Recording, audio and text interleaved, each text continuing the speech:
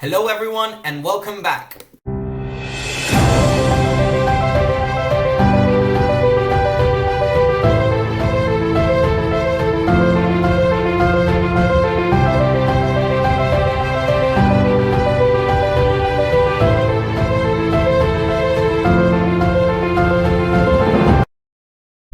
Today we will be discussing the sixth book in the Malazan Book of the Fallen, Bonehunters, my favorite book of the series up until now. Yes, it surpassed Memories of Ice. Yes, I said I wouldn't rank these books, but I can't help it because Bonehunters is just so special, really. It's been the most special book of the series up until now, at least in my opinion. I think it was a really fast-paced book. Many of these scenes were just scene after scene after scene. I couldn't even breathe throughout. And we got, like, for example, we got the Siege of Igatan in chapter 7. Literally in chapter 7, so early on. Just so that you know, I recorded videos for the prologue for chapter 7 in Igatan and also for chapter 23 in Malaz City, if you want to check those out. Because I talked about those chapters quite a lot, very deeply. So in this spoiler chat, I'm going to talk about mostly other things, but I'm going to mention just a couple of things about those chapters. But Bonehunters is a story that it grips you from the very beginning, and for 800 pages, it doesn't let you breathe. And I feel it's also a really big point of convergence of many characters. Now I understand everything that people were saying about the first 5 books positioning the players in this really big game, and it's just now that everything is coming together in this monumental convergence. But I'm also very sad because I feel like this is the end of the Seven Cities trilogy in a way. As you know, I love this continent, it's my favorite one, and I feel like we're not gonna come back here. I hope I'm wrong, but that's what I feel. And I think that this book explored really well very interesting themes, such as the themes of religion, faith, belief. Especially I really enjoyed the relationships between gods and worshippers and their dynamics and expectations. And especially one of the quotes I'm going to read, I think summarizes really well the dilemmas and the things that are explored in this book. The quote goes, "Wouldn't surprise me if all the gods are just aspects of one god, and all this fighting is just proof that one god is insane, or maybe just confused. All those bickering worshippers, each one convinced their version is the right one. Imagine getting prayers from 10 million believers, not one of them believing the same thing as the one kneeling beside him or her. Imagine all those holy books, not one of them agreeing on anything, yet all of them purporting to be the word of that one God. Imagine 2 armies annihilating one another, both in that God's name. Who wouldn't be driven mad by all of that?" And I think that's just so... These quotes made me think so much. Even though I don't believe in God, I think this is the most interesting theme of all of the books up until now, and that's why I enjoy Bonehunters so much. Especially this conversation between Pearl and Banaskar. These dilemmas just, I love them. And it goes, which is the greater crime, Pearl? A god betraying its followers, or its followers betraying their god?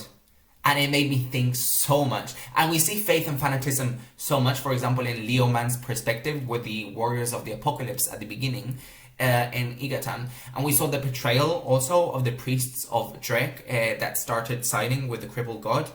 And we also saw the goddess of pestilence, Poliel, and her worshippers, and how the plague got stronger throughout the book. And we see it in Felicin the Younger, going to the City of the Fallen and being worshipped by all of these broken people. And also I think faith and belief in someone is also something that was explored quite a lot. We see, for example, Quickben and Callum discussing who they should put their faith on. Who they should trust and believe, if they should trust Tavor or not. Also the Perish, they're putting their faith in Tavor, not in the Empire.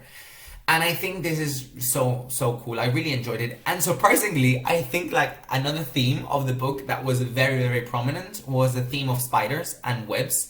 From the very beginning in the prologue in Kartul City, we see that spiders are very important. We see their relationship with Helion, which was hilarious. Mogora and her spiders when they were in the ritual to heal Mappo. And also the poison that ends up killing Callum in the end. But I think that most importantly, the imagery of webs in Bonehunters was very important. I guess because webs are somehow interconnected traps, and these are carefully schemed and constructed and serve to trap and devour those that end up, going through the web or trying to fly through the web. And for me, the key is this interconnectedness of how every player in the game has an effect on other players in this really, really big convergence of characters. So I'm gonna divide this spoiler chat into the different storylines that we had throughout. I'm gonna talk about them just a bit because the cast of characters in this book is enormous. So I'm gonna try and keep it brief. So let's start with the first storyline. So obviously I think like the first cast of characters that was very, very important in the Bonehunters was the 14th Army. And just really quickly I'm going to talk about Igatan because I think that was spectacular. It's probably my favorite single chapter of any book ever, I think.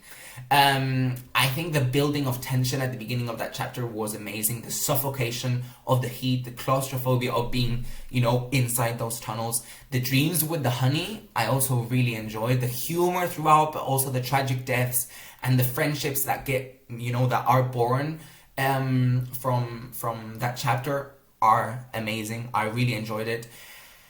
I have to say I have one gripe with this book. And it's that I feel that Leoman and Dunsparrow and the Queen of Dreams were kind of left behind after the Siege of Igatan. I know, for example, Cutter saw them in his dream when he got attacked.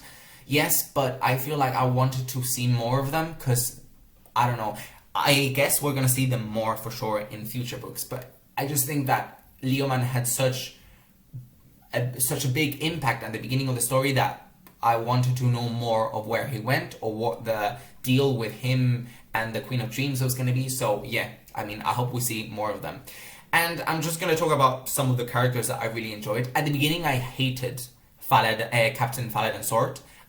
She crushed Joyful Union.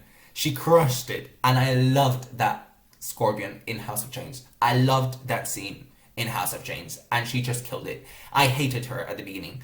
But then she ends up, saving all of the people. So in the end, I really, really liked her. Helion obviously was one of the biggest discoveries of this book. She was hilarious. She's a great addition to the story. Her humor, her drunkenness. I love how scared she is of the spiders. I love all of her internal monologues that she has between herself. And especially that scene when she walks out of the bay in Malaz City full of eels. That was hilarious. Really, I laughed so much. Fiddler keeps on growing on me every day. I really loved him before, but I keep on loving him more and more. I actually thought he would die at the end of the Siege of Igatan, and I'm just really glad he didn't die because I feel like he's a fundamental character in this story. He continues to impress me, and I continuously feel that he's really, really old because he has experienced and seen so much, but he's actually very young and he's not that old. So I feel really sorry for him at times. And that moment at the end, in Malaz City, when he's playing the fiddle and he's playing music for all of the other soldiers, that broke my heart. Remembering all of those who have fallen, that broke my heart. Really, really special. This is one of the reasons why I would love to actually see this on screen one day, because I would love to see all the music and all these kind of characters being on screen one day. I feel like when Callum, Quickben and Stormy visit the Imperial Warren full of Skykeeps, I had no idea what that was about. I guess this could have really, really big consequences for future books, because basically these Kacheng Chemal short tales, they can come off from that Imperial Warren at any time, right? That's what I understand from the Imperial Warren, because you use it to travel from one place to the other without being seen, and then you can just come out anywhere, right? So I think that could be potentially quite dangerous. I don't know. But I feel like poor Quickben in this story was sent to so many places by Shadow Throne, for example, and he was just like, facing so many things. Poor him. But my biggest discovery was Bottle for sure. I think he is probably one of the most powerful characters of all of them. His relationship with the rat was just hilarious. He was the one that saved everyone, because he knew, thanks to the rat, that they had to escape through the tunnels. And also his dream, when he takes the honey in the tunnels of Igatan, and his dream with I think it was the ape, that was one of my favorite dreams of all of them. And I really liked this quote regarding compassion that appeared in that scene, and it was, compassion existed when and only when one could step outside oneself to suddenly see the bars from inside the cage. If that's not a good quote, I don't know what it is, really. I mean, these quotes just, I live for them. I have in my phone, I have a folder with all of every time I read a quote that I really like, I just take a picture of them. Right now, I have 570 quotes that I love. So I would like to do something with those quotes one day and just merge them all somewhere. Keneb was also fantastic in this book, especially at the end when he realizes how difficult it is to lead, and understands how difficult it must be for Tavor to, take charge of the 14th Army, and also how intelligent was he to actually make everyone think at the end that the boats were full of the plague. That was so intelligent. So yeah, I'm excited to see more of him in future books. Stormy and Glesler, I love them still. When Stormy found out that Truth had died, that broke me a little, but I feel like I would have liked to see more of the repercussions of Truth's death throughout the whole book, because I feel like it wasn't explored that much, and Truth, at least for me, it was quite an important character. So, well, that's just a little gripe. But my other character that I hugely enjoyed was Korap. Korap was and is one of the funniest characters for me, especially those scenes at the beginning with Leoman. Those are hilarious, and it broke my heart when he felt betrayed by Leoman at the end. However, and I feel this is my biggest gripe with this book, I feel like Korab was forgotten for the second half of the book. He just appeared just randomly sometimes, but he didn't add anything, too important to the book. And I feel like he has so much potential to make this story great, and I would have liked to see more of him. That's just my opinion. But I mean, I hopefully think that we're going to see more of him in the future. I think many of you know that Tavor is my favorite character up until now. She is my favorite one. I love these type of distant characters that we know nothing about. She's so mysterious. I don't know what's going on in her head. I don't know what she's scheming, what she's planning. But the thing is that even though I know nothing about her, I put my complete trust in her. I would literally give her my life. I would fight for her. I don't know why, because she is quite detached in terms of like personality wise, but I just have faith in her. I don't know. And I'm glad she has now detached herself from the Malazan Empire. I don't know what that scene was at the end of the book between her and Lacine and the others. I don't know what they're planning. I don't know why that was the case. But well, I'm a big fan of hers, and I'm really curious to see where she goes in future books. Talking about the birth of the Bonehunters, that was probably my single favorite moment of the book.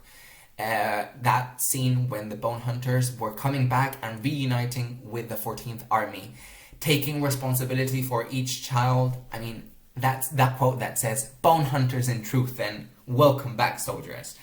I mean, everything in that scene was incredibly emotional. I think it's one of the only moments that I actually teared up and cried. I just have such a big connection with these soldiers. And I feel like, for example, in Memories of Ice, I liked it. I felt emotional about many characters. But I had not seen the birth of the Bridge Burners. They were somehow distant for me. I liked them, I really enjoyed them, but I didn't have that emotional connection I have with the Bonehunters. That's probably one of the reasons why I love this book so much. That battle in the sea, this naval battle between the Taist Edor and the Malazan. After everything we went through in Igatan, I thought we would relax a bit, and then this huge battle in the middle of the sea happens with this dark sorcery from the Edor. That was so cinematic, really. And I mean, when that moment when Quickben rises in this illusion, thanks to the help of Bottle and the Aerosol, that was so epic, really. I had no idea what was going on, but I loved it. And I wanted to also talk about Sepik Island, because I wanted so badly to visit that island. And then we arrive there, and everyone is killed by the Edor, I think, right?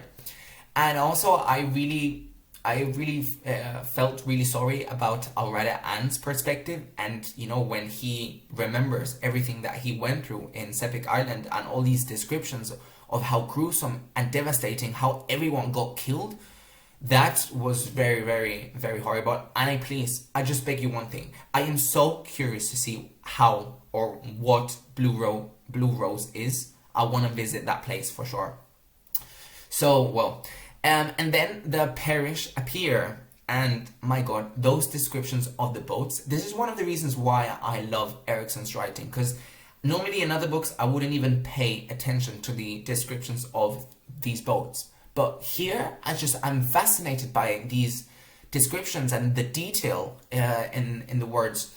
And when we find out that the Grey Helms are with the parish, I was just like, is it just me that I actually thought that the Grey Swords were only in Kapustan? I thought this mercenary company was only available in Genabakis. I don't know why. When I see these Grey Helms here, and we got a shield anvil and a mortal sword and a destriant, I was just like, yes, because I was very, very, very happy, because I love them in Memories of Ice. I want to get spin-off stories about them. I love them. Up until now, I have no idea what Lecine's motivations are. That chapter 23 left me very lost. And I'm really curious to see also the relationship between Lostarael and Tavor in the future books, because I think the Aerosol told... Was it the Aerosol? No, it was Grub who told Lostarael that she should be next to Tavor because she will need her. So I'm really curious to see how this female duo will do in future books. Really excited. Pearl... I still feel really, really sad about his death. I think I really liked him. I really liked that character. I don't know how to feel about it, because obviously he wasn't entirely good, but I felt really sorry. That scene when Lostarael has to kill Pearl at the end was tragic. Really, really sad. And then, well, the adjunct picks up Withal at the end, the blacksmith who worked for the crippled god. I think they'll go to Leather, obviously, to face Rulad. I think that's my guess. But now they are an outlawed army. So let's see where that goes. But I'm really excited to see more of the 14th and the Bonehunters, because they were fascinating in this book. Moving on to the next characters, Cutter, Selara, Heboric, Grey Frog, Felicing the Younger. So Cutter needed to act as an escort for Felicing the Younger and take Heboric to Untitled Island. Well, I mean, Grey Frog was the most hilarious character of that group. My favorite one for sure. I mean, the rest of the characters, I'm gonna talk about them now, but I wasn't a huge fan of, I must say. That moment when they get killed by these renegade Slanimas out of nowhere, I was just like, what the hell did just happen? I did not see that coming. My left was just wide open. I had no idea what was going on. The thing is that I did not like that so many of these characters ended up surviving, especially after, you know, for example, what happened to Cutter. All of his intestines got spilled out and his guts. And, I mean, I don't know, he ended up surviving, and Selara too, and then Felicing the Younger was taken somewhere else. And then, okay, Heboric was cut to pieces, but I have this fear, you know, from my review of House of Chains, I hate Heboric. It's not that I hate him, I don't feel any type of emotional connection. I feel he's so powerful and so weird that I can't connect with him at all. He's just a character that has always been there. And I feel like he might come back. And I hope he doesn't come back ever again. I hope he remains dead in the bottom of the ocean. Really, I hope so. I think I really enjoyed that moment when it turned out to be that he was not the Destriant of Treach, but he was actually the shield anvil in the end. So my guess of what happened in that scene with the jade statues and everything going on was that I think Paran tried to save the world because he struck a deal with Hood to, in a way, bring Heboric back to life, in a way, so that he could absorb all of the souls from the jade statues. I think that's what I understood. Because if not, I don't understand what happened. But it's something, and these jade souls, these jade statues, I feel like they have some sort of connection or relationship with the crippled god. So, well, yeah. But I wasn't, at the beginning of this book, I wasn't enjoying that storyline a lot. I just don't like this group too much. But then, Heboric dies, thank God, and Barathel Mekar, Callum's cousin, enters the scene. And I think it was a great addition to the group, because after he joined the group, I was just so hooked to their story. I want to learn more about his backstory in Arran, what really happened between him, the Tlanimas, the citizens of Arran, and I loved his relationship with Chaor. That was really nice. Chaor actually reminds me a lot of Hodor in A Song of Ice and Fire. Is it just me? Does anyone else feel the same? Because I really liked him. I'm also a really big Selara fan. After everything she has been through and the suffering and being a slave and being drugged all day, and then having this baby, I think Erickson is so good at exploring these deeper themes of motherhood, these dilemmas, these relationships, the darker sides of motherhood, because not everything is, happy and colourful and, optimistic. And it reminded me a lot about Memories of Ice and the relationship between Silver Fox and the Maib. Not everything is pretty when you're a mother, and it drains your energy. And even if Erickson is a man, I feel like he captures the essence of what it feels like to be a mother, especially in such a harsh world like the Malazan world. So I think he did a great job with that. I also really enjoyed the moments when Lorik came back and his re-encounter with Grey Frog. I think Lorik is a really interesting character, and I hope to see more of him in the future books.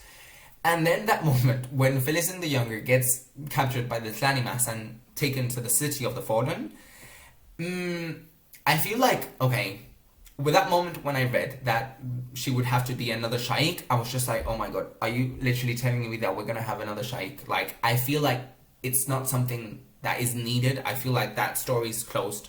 But then I really liked this quote that said, in order to close the door, you need a second book.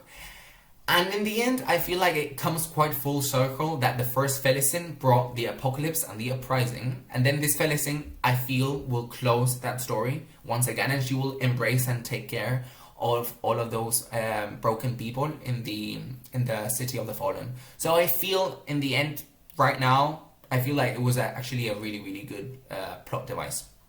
So that was really nice. That scene when all of the jade statues are falling from the sky. I don't know what happened with the moon. I feel like the moon had a really, really big role in this book, but I'm not entirely sure what happened there. But there was a quote that actually reminded me a lot about Gardens of the Moon, which was, there were clouds closed fast around the moon, and one by one gardens died. And I just love that quote. Really, that was a really nice piece of writing that reminded me a lot of Gardens of the Moon, so really enjoyable of that. And those fireballs, and the jade giants, and the green lights, and the flame sun, I had no idea what was going on in that scene. Probably something related to the crippled god, is my guess. But what I really enjoyed was the kind of structural aspect of these scenes as we skipped from one character to the other, from one place to the other. And all of these characters were witnessing these enormous giant storm going on, and everyone's responses to that event was really, really nice. Some were terrified, some were drunk, some were calm, and some were very, very tense. So I really enjoyed that. And Cutter. I feel like he's a very likable character. I, in some ways, relate with him. Some of his decisions and thoughts I don't really share, but I was surprised to see him hooking up at the end with Solara. It's understandable because he puts on so much pressure onto himself, and I think he shouldn't be so hard on himself, especially in that last scene when Solara and Cutter are talking together about his life in Darujistan and everything. I thought that was a very nice, sweet moment to all of this really, really intense and very, very tragic, and at the same time, I don't know, very tense book. That I feel like this book was really, really packed. I mean, it was, these books keep on getting fatter and fatter, and I feel like, I don't know, like, I feel like I went through so much in this book. I was exhausted. I needed 3 days to actually just take a breath, write some notes to record this video, and actually take everything in, because so much happened. So it was nice to see that scene between him and Solara at the end, just to calm things down just a bit. But I think I really admired him for trying to take back Boric's body to Untitled Island. And yeah, I just ship his relationship with Absalar too much. I can't wait for the day they actually reunite and stay together forever. And talking about Absalar. So Absalar, I think, was one of the greatest character developments in these books. In Gardens of the Moon and Dead House Gates, for me, she was just a distant character, but I did not like her. I mean, she was just there. I didn't feel anything for her at all.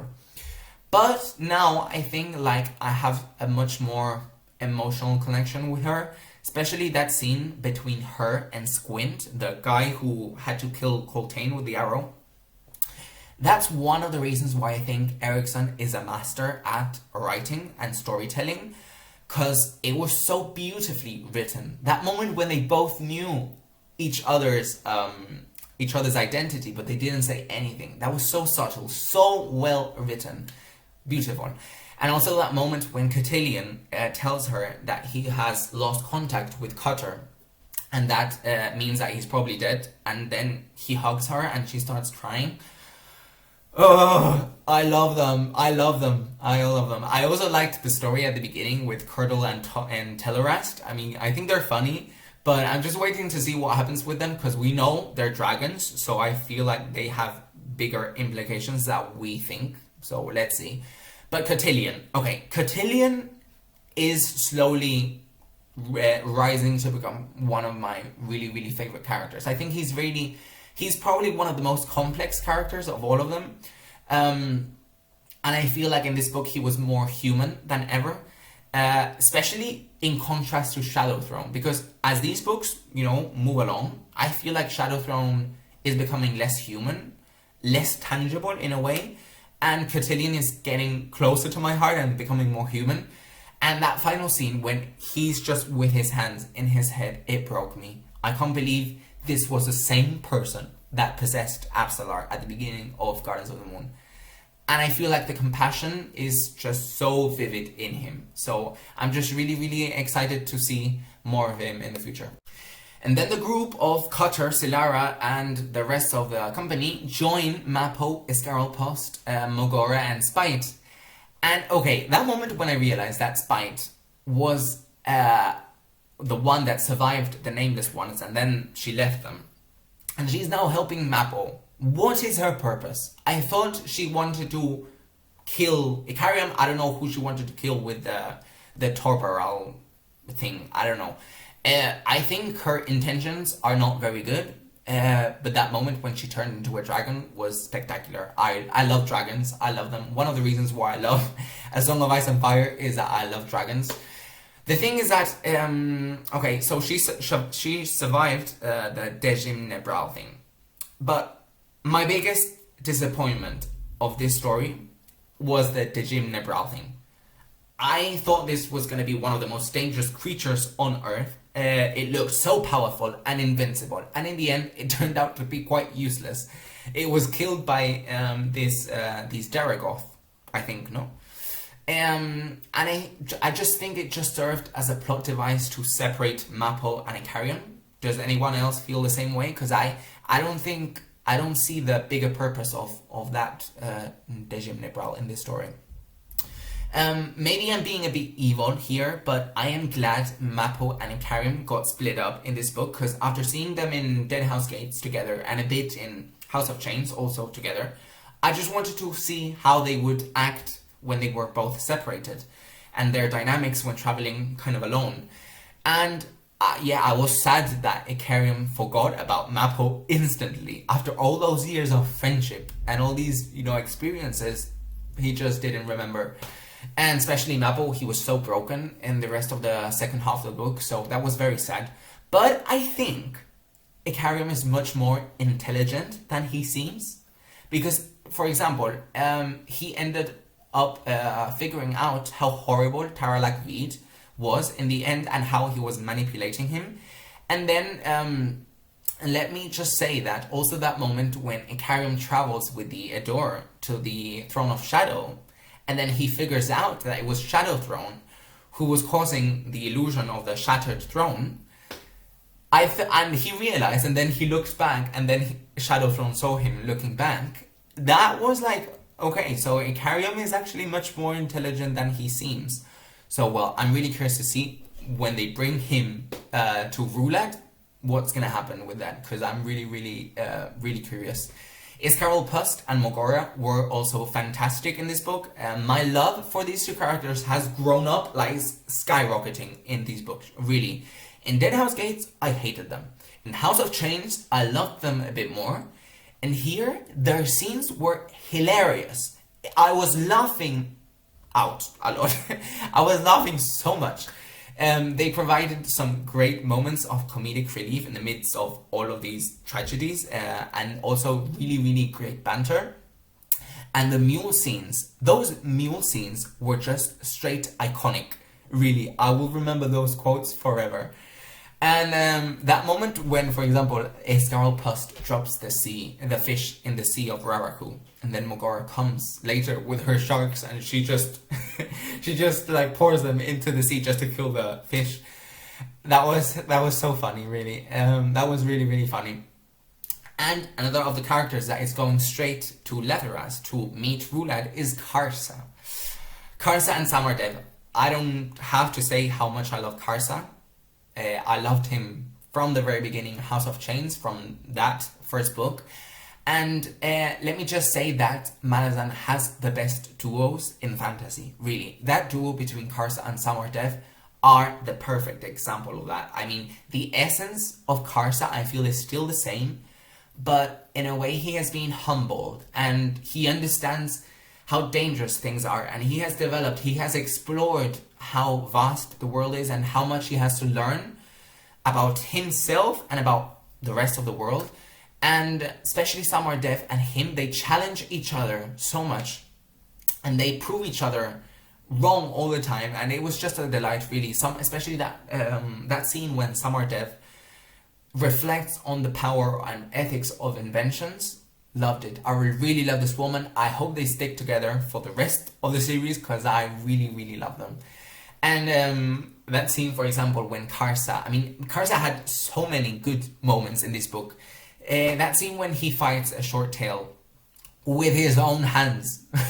This was something I didn't understand, because we know how dangerous these creatures are, and he literally fought the creature with his own bare hands. So I don't know how, but well, I mean, that scene when he leaves this, I think it was a castle, and then he walks out covered in dirt and shit and blood and everything, and then he just says, "No, it's nothing of importance," which, that was hilarious. And also that quote when he says, "I am done speaking with you," which, witness. And I mean, that was fantastic.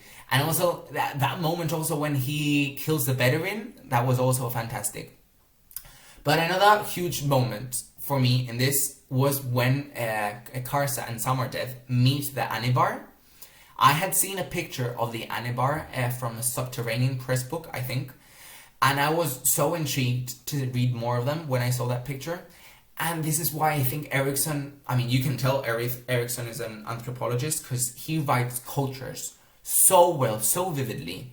The details about the jewelry, the traditions, the way they speak, the different positions of power, the non-verbal language, I mean, the customs when meeting other characters, that was just so vivid for me. I was like I was in that scene, and it was like I knew this culture forever.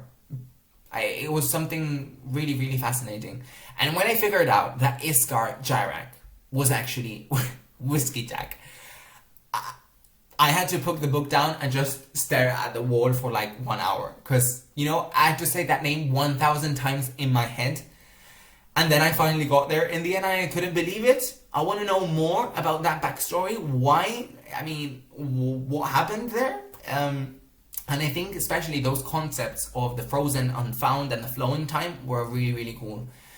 Then moving on to the First Throne storyline. I actually think that we get to the storyline quite late in the book. Like, I think it was one of the last chapters. And I was expecting to see more of them throughout the book, but I feel like it wasn't really necessary. Because we have these resurrected children, four of them, fighting besides some Planimas, Minala, Apt, Chul, and Onrak, and trying to repel the Taisador that are trying to come and take the First Throne. And then they bring Icarium and some Edor warlock into this place where the First Throne is.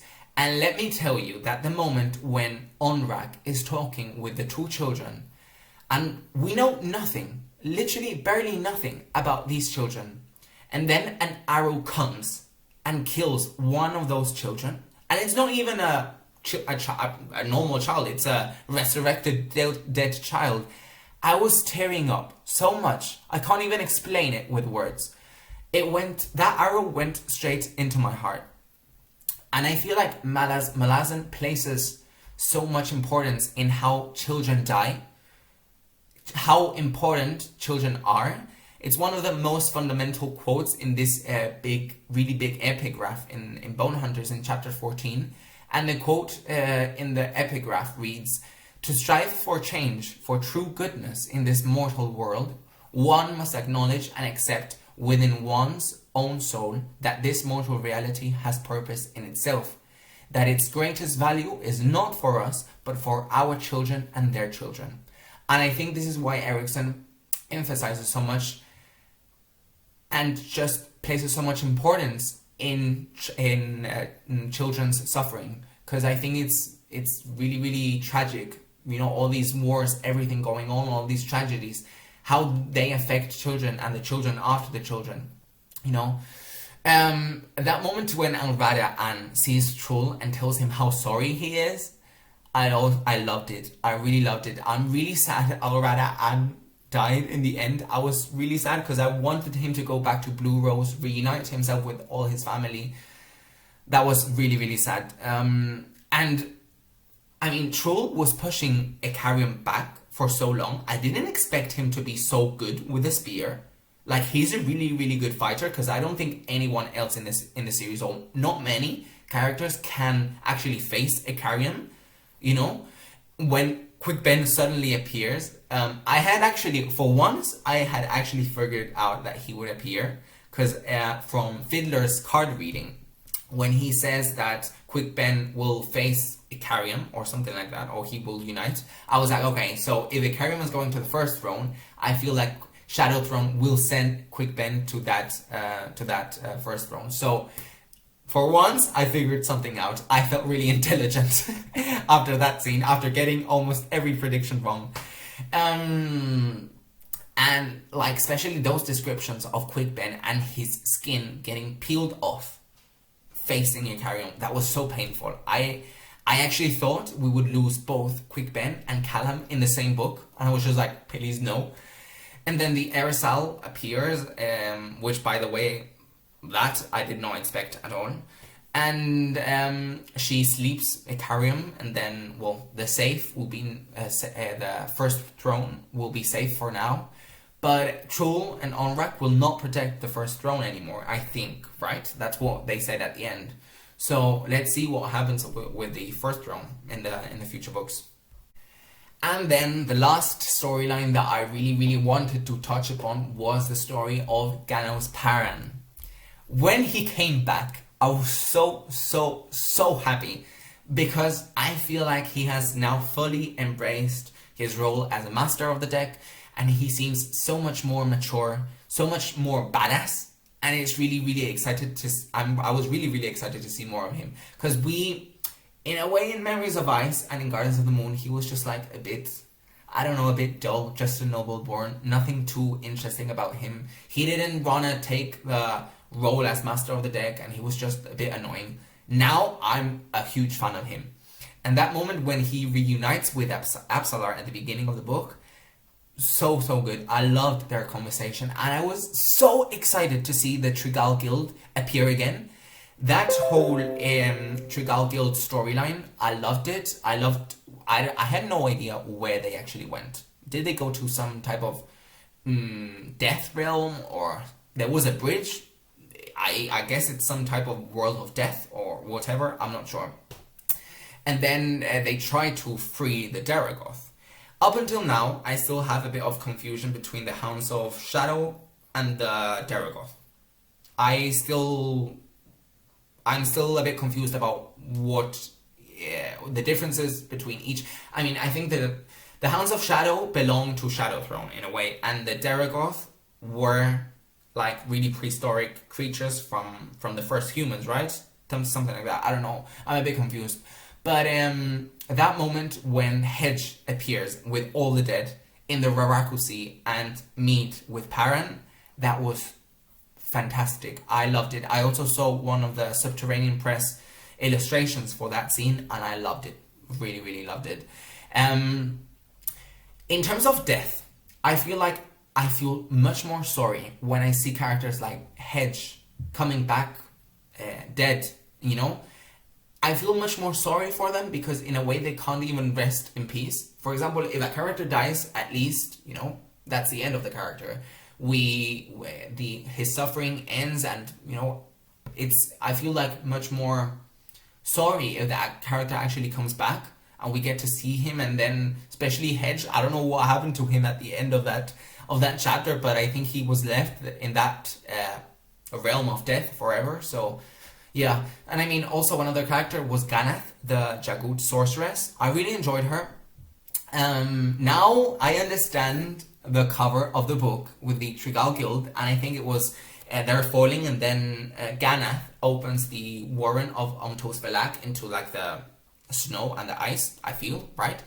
And then that was that was a great scene. I really loved it. But I feel like her death was so tragic when the Kachain Shamal, those were Kachain Shamal, right? They kill her. And I mean, she was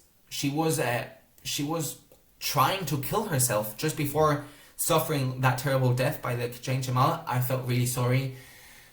I don't know, these Kachain Shamal seem to be wandering the world. Maybe those were the Kachain Shamal from the Imperial Warren, now that I think about it. Could it be? Maybe? I don't know. Maybe. And obviously, the Paran storyline by excellence of this book was when he arrives to Gedanisban. I think that was the name of the city. And that whole arc of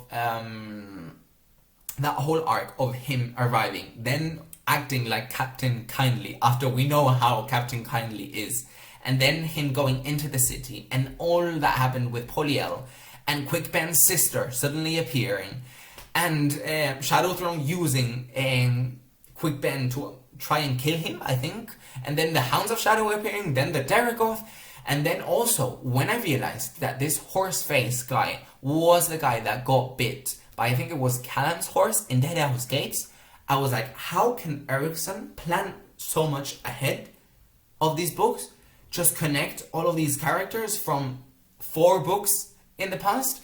So good. And then when Paran kills Poliel with the Otatrol that he had, and then he goes to Soliel, that was amazing. I loved that story. I mean, I think the plague theme was very interesting. I'm a very dark guy in a way, because I love when books explore the themes of plague and disease and all these kind of things.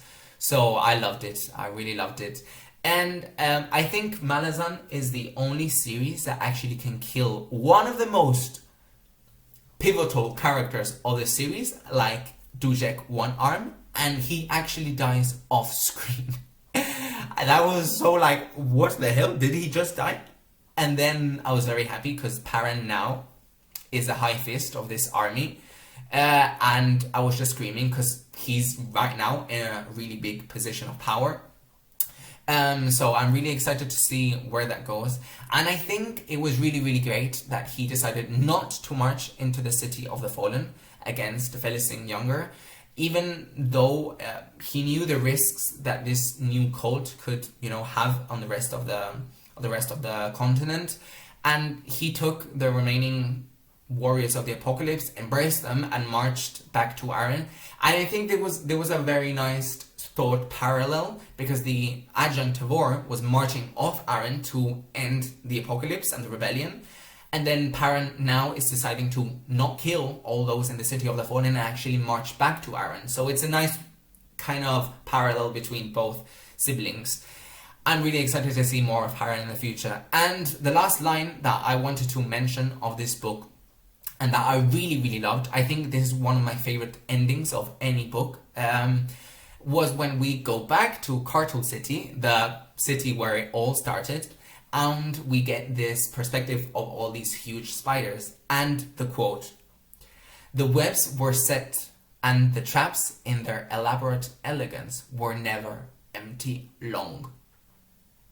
One of my all-time favorite Malazan quotes. Really, I loved it. I think it sums up the book so well, and it prepares, and it just gets me so excited for the future books that I'm now more hyped than ever. I'm more invested into this series than I have ever been. I feel like with each book, I feel more attached to their characters, more involved into the storylines, into the plots. I'm trying to figure more things out by myself. I'm trying to just actually learn more about these books, and it just feels so good. This world keeps on growing, keeps on giving. So yeah, I'm just really excited to keep on reading and figuring out what this huge puzzle will turn out to be. And let's see which victims get trapped inside those webs in the Malazan Book of the Fallen. So guys, I hope you have enjoyed this video. I know it's probably been a bit longer, but well, I mean, these spoiler chats can't really be much shorter because these books are enormous and there's so much to talk about. So let me know if you have enjoyed the video up until now. So thank you guys, and I hope to see you in the next one.